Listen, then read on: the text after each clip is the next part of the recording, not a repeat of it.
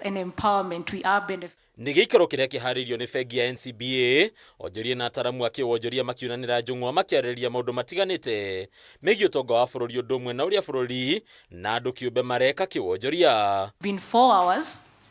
Gĩikaro gĩkĩ kĩambĩrĩria na bengi ya NCBA kũheana mathabu ma gũkũra kwa ũtonga wa bũrũri ũrĩa magwetete kũrũgamĩra gĩcunjĩ kĩa 4.8 harĩ igana mwaka-inĩ tũrĩ wa 2024 kũrĩa namba ĩno ĩtanyĩtwo kũrũgamĩra ũhahaka na gũcenjia ũhanini harĩ mwaka twerekeire wa 2025. About this time last year we projected 4.9% growth, so we are really just moving to 4.8, not much of a change from where we were a year ago. We expect favorable weather so far witnessed to continue to spur agro-processing and agricultural export flows. Gĩikaro-inĩ gĩkĩ onjoria nene IGANDA maitĩka gũtarĩria ihinda iritũ rĩrĩa makoretwo makĩgerera, haha magĩcora mbica ya rũhonge rũkirie gũkobobana kumana na Kenya kũhinyĩrĩrio nĩ ũhoti wao wa kũgũra indo iria thondekerwo iganda-inĩ itiganĩte gũkũ bũrũri-inĩ. They don't only eat unga, they cook with cooking oil. They have to take care of their bodies, personal care. We continue to hear the noise. They cannot afford. Kũringana na Marian Musangi ũrĩa kũrũgamĩrĩire ngwatanĩro ya thondeki ya indo ya KAM, arĩ ihinda matarĩ magerera rĩngĩ ũndũ ũrĩa ũkunderetie umithio wao. Ha mũtari wa president maũndũ-inĩ ma kĩwonjoria David Ndii akĩoneka kuna guoko ene IGANDA. People are not buying as fast.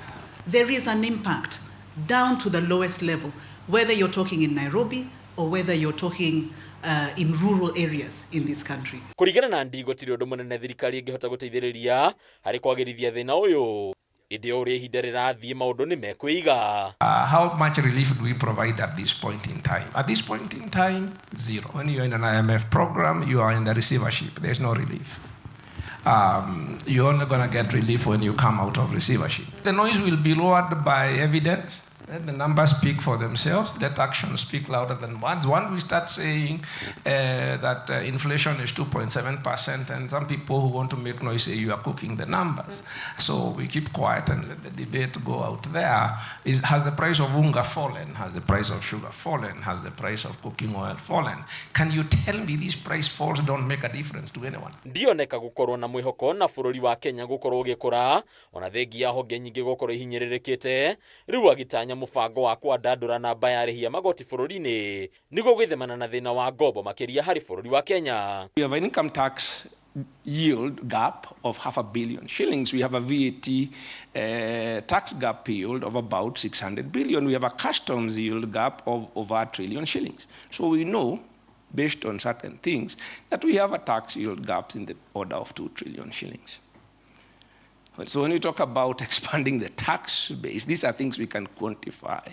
Ũndũ ũngĩ wĩyumĩririe nĩ Ndii kũregana na ũhoro wa atĩ thirikari nĩ ĩkoretwo ĩkĩananga mbeca cia mũingĩ makĩria na ungumania, ha agĩtetera thirikari na kuga ĩkoretwo mũhari-inĩ wa mbere kũgitĩra kĩgĩna kĩa mũingĩ. This whole number about corruption is grossly exaggerated. Handũ-inĩ ya Kameme TV, rĩtwa rĩakwa nĩ Bataru wa Mwangi. For 2024.